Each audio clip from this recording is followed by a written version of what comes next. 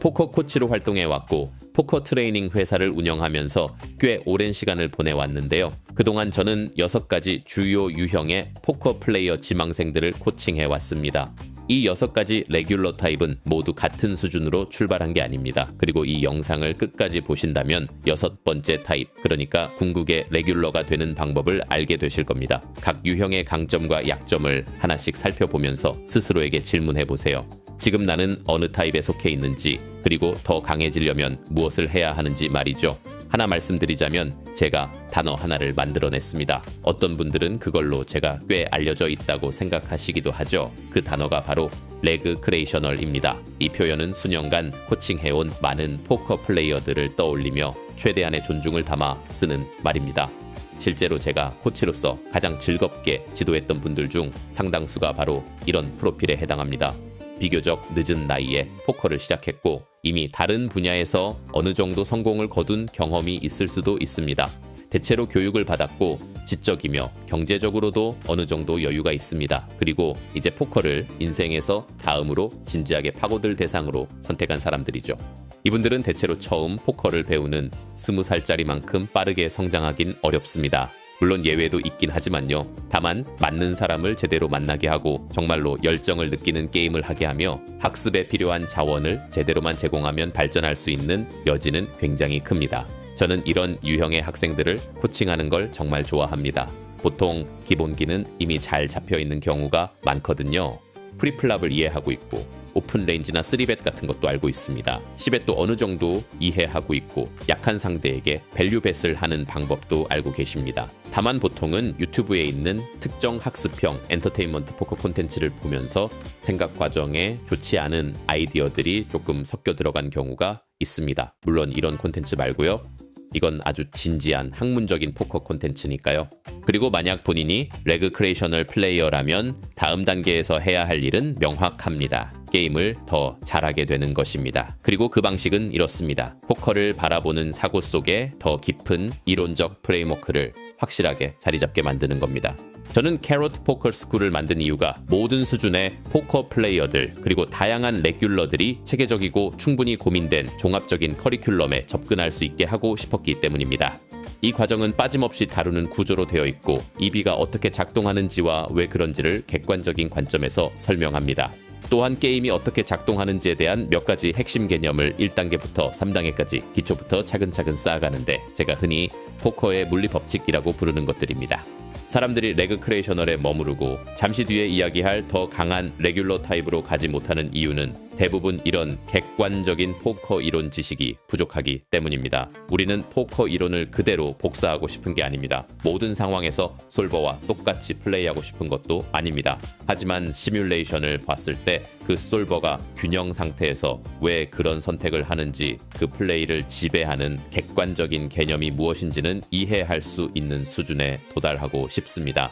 이 이야기가 본인에게 해당되고 이제 좀 더 제대로 된 포커 공부를 시작할 준비가 되었다면 캐럿 포커 스쿨에서 코스를 구입하시면 도움이 되실 겁니다. 그나저나 제가 자주 코칭하는 또 다른 레그크레이셔널 타입이 하나 더 있는데 바로 프로포커 플레이어이면서 레그크레이셔널인 경우입니다. 이게 좀 이상하게 들릴 수도 있죠. 프로인데 어떻게 레그크레이셔널일 수 있느냐고요. 그런데 포커라는 게임은 상대적인 게임입니다. 당신의 승률을 결정하는 건 절대적인 실력 그 자체가 아니라 상대에 비해 어느 정도의 실력을 가지고 있느냐입니다. 500NL이나 1KNL 같은 스테이크에서 뛰는 온라인 크러셔와 비교한 실력이 아니라는 얘기죠. 그래서 제가 특히 즐겁게 함께하는 분들 중에는 라이브 레귤러들이 많습니다. 이분들은 보통 빅10 같은 상대를 더 잘 이기고 싶어 하시죠. 굉장히 공격적이고 테이블에서 상대하기가 쉽지 않은 타입입니다. 이름은 제가 그냥 만들어낸 거고요. 이런 식으로 캐릭터를 붙이는 건 레크리에이셔널 플레이어들과 작업할 때 제가 자주 쓰는 방식입니다. 그리고 라이브 플레이어시고 실제로 이기고 계신 프로라면 저는 온라인도 조금 해보시길 권합니다. 라이브에는 정말로 이기기 쉬운 게임들이 많기 때문이죠. 이건 본인도 잘 알고 계실 겁니다. 대신 온라인 100NL 같은 게임에서는 지금 이 상태로는 이기기 어렵다는 것도요. 그럼 만약 온라인 100NL 정도 아니면 그 비슷한 스테이크에서 이길 수 있는 수준까지 올라간다고 생각해 보세요. 그때 라이브 게임을 상대로 얼마나 강하게 우위를 가져갈 수 있을지 굳이 설명 안 해도 감이 오실 겁니다. 그래서 저는 레그크레이셔널 라이브 플레이어들께 가끔 이렇게 말합니다. 온라인을 아주 조금이라도 같이 해보시라고요.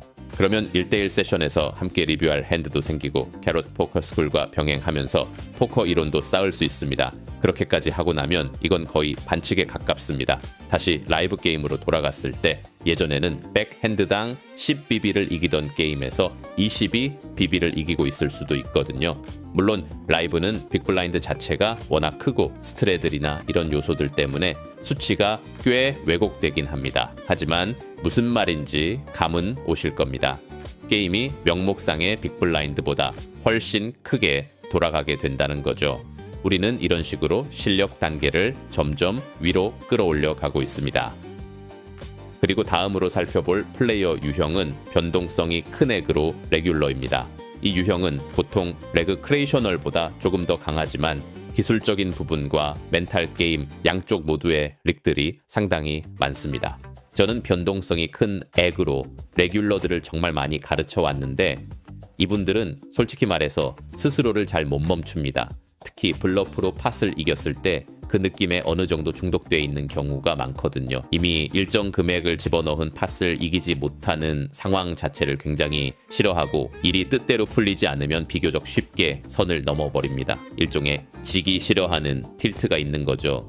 손실을 만회하려고 세션을 지나치게 길게 가져가면서 언제나 이익을 향해 밀어붙이듯 플레이하기도 합니다. 어떤 경우에는 성장 과정에서 괴롭힘을 당했거나 계속해서 자신을 방어해야 했던 환경에서 자란 경험이 있기도 합니다.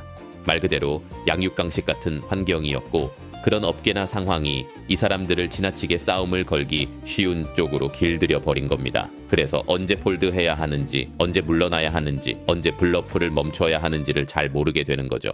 이런 유형은 온라인 50NL 이상에서는 대체로 지는 쪽에 속합니다. 다만 라인업이 소프트한 게임이나 그보다 낮은 스테이크에서는 이길 수 있고 테이블에서는 꽤 상대하기 까다로운 존재가 되기도 하죠. 만약 본인이 베리언스가 큰 액으로 레귤러라면 그래프는 보통 이런 모습일 겁니다. 레드라인은 아주 꾸준하고 매끄럽게 우상향하는데 블루라인은 들쭉날쭉하면서 크게 아래로 곤두박질칩니다. 일반적인 베리언스로 설명할 수 있는 수준을 훨씬 넘어서는 급락 구간이 반복되는데 이건 틸트 때문입니다. 이 플레이어 유형은 결국 비교적 낮은 지점에서 한계에 부딪히게 됩니다. 제가 말씀드렸듯이 만약 본인이 이 유형의 플레이어라면 몇 가지가 부족합니다. 하나는 자신의 공격이 언제 좋은 선택이 아닌지를 제대로 보지 못한다는 점이고 또 하나는 포커 플레이어로서 갖춰야 할 프로페셔널한 마인드셋입니다. 이런 플레이어들은 대체로 멘탈 코칭과 멘탈 게임 작업이 필요합니다. 게임에 깊게 자리 잡힌 통제되지 않는 공격성을 제어해야 되거든요. 동시에 게임 자체에 대한 이해도도 더 높아져야 합니다. 왜 어떤 공격성이 좋지 않은지 그 이유를 진짜로 보게 돼야 하기 때문입니다. 문제는 좋지 않은 공격성조차도 가끔은 통한다는 데 있습니다. 그래서 이 유형의 플레이어들은 공격성 지표가 높고 비교적 어렵지 않은 플랍에서는 잘 밀어붙이는 편입니다. 하지만 전반적으로는 잘 이기지 못합니다. 블루라인에서 빠져나가는 비용이 워낙 커서 수익을 전부 갉아먹기 때문이죠. 레드라인은 부드럽게 우상향하면서 분명히 수익을 쌓고 있긴 합니다. 다만 만약 본인이 이 유형이라면 이게 최종 목표는 아닙니다. 장기적으로 지속 가능한 플레이어 타입도 아니고요. 그래도 이건 꽤 괜찮은 출발점이 될 수 있습니다.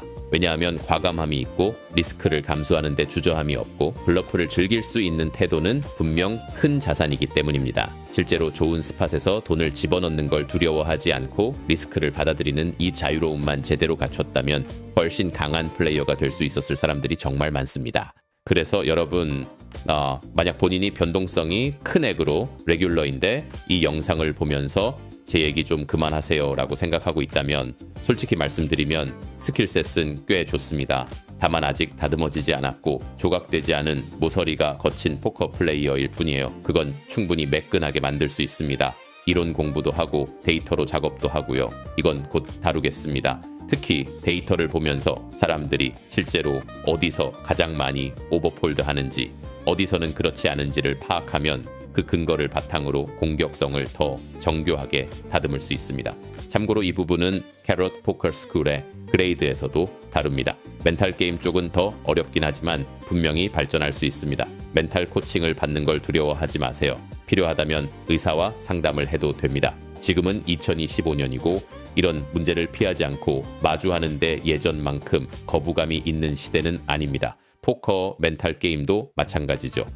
이제 오늘 제대로 살펴볼 세 번째 플레이어 유형으로 넘어가겠습니다. 바로 ABC 레귤러입니다. 제가 그동안 함께해온 포커 플레이어들 중에서도 가장 흔하게 만난 타입이죠. 이분들은 어느 정도 잠재력은 있습니다. 게임의 기본적인 뼈대는 이해하고 있지만 그 깊이가 충분하지는 않습니다. 그리고 성향 자체가 비교적 보수적이고 안전한 선택 쪽으로 끌리다 보니 공격적인 라인을 스스로 정당화할 만큼의 이론적 기반이 없습니다. 그러다 보니 공격에 대한 내적인 저항이 생기고 홀드를 너무 많이 하게 됩니다. 이런 점 때문에 이들은 MDA 스타일 레귤러들에게 좋은 먹잇감이 됩니다. 이런 플레이어들이 워낙 많기 때문이죠. 로우 스테이크나 마이크로 스테이크의 인구 데이터는 상당 부분 이들의 플레이 스타일에 의해 형성됩니다. 그 결과 나중에 이야기할 더 노련한 프로 MDA 레귤러들이나 마지막에 다룰 궁극의 레귤러는 대체로 ABC 레귤러보다 더 강한 플레이어이고 이 유형을 철저하게 공략하게 됩니다. 남자든 여자든 이 플레이어는 너무 1차원적이고 지나치게 조심스럽습니다. 선택지 자체가 너무 적은 거죠.